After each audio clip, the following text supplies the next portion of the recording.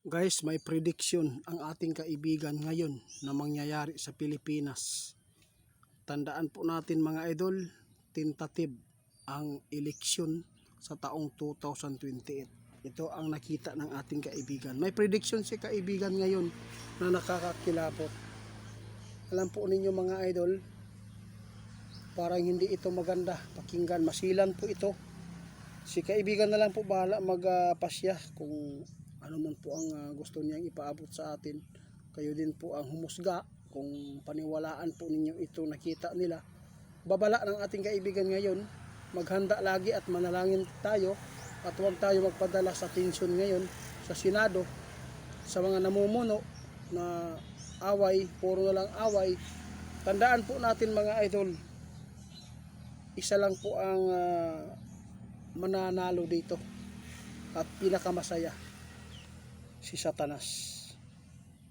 Mayroon po prediction si kaibigan ibibigay sa inyo kung bakit nasabi namin na si Satanas po ang masaya dito, dahil ito po ang kanyang prediction ngayon mga idol. Kung hindi ito masumpa, kung magpapatuloy po ito, talagang pagsisihan po ng marami kung bakit ito nila pinoprotektahan at ipinagtanggol sa taong bayan.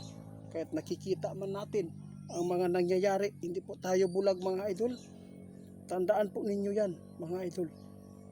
Pakinggan nyo kaibigan.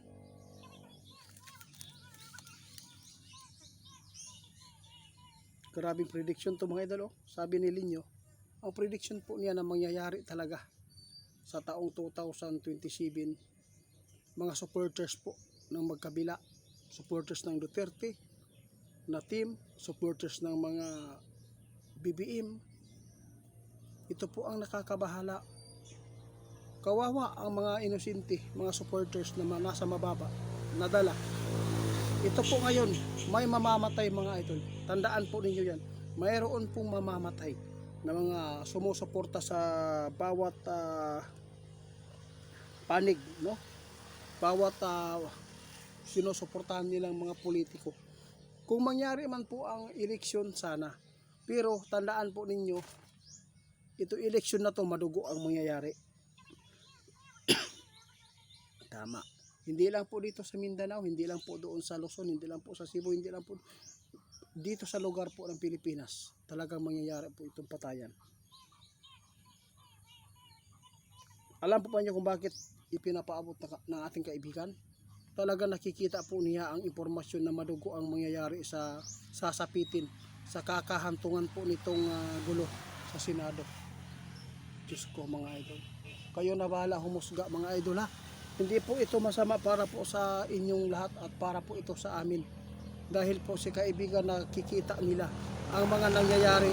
Alam po ba ninyo kung bakit napaabot ng ating kaibigan? Yung rally ng mga supporters ng Duterte at BBM nagpang-abot nagbatuhan po ng bote. Ito mas malala pa sa susunod mga idol, kung ang mga taong ito, yung mga kawatan, hindi aamin. Wala man talaga aamin na kawatan mga idol. Tandaan po itong prediction na to, pakishare na lang mga idol para hindi ito mangyari sa mga supporters na nabulag.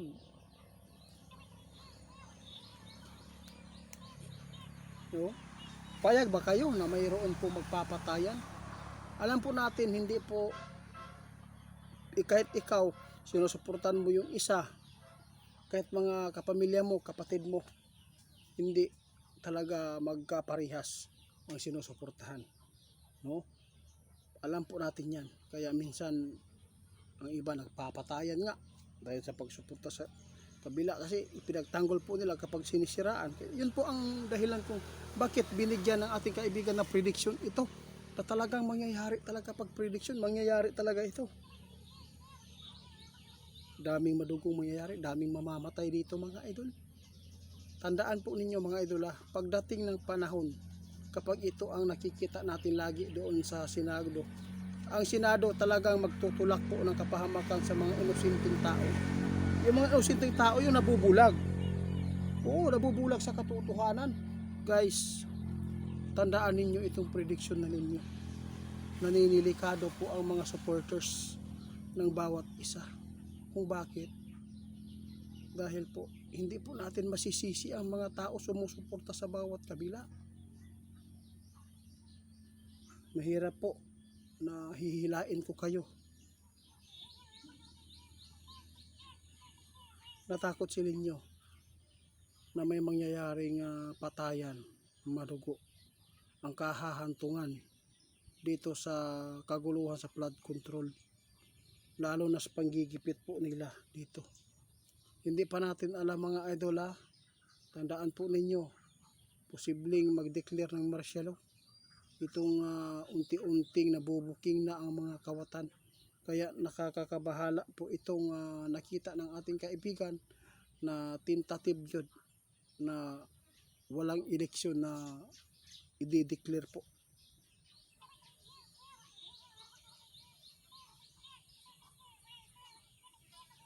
Yun lang po kaibigan, sige.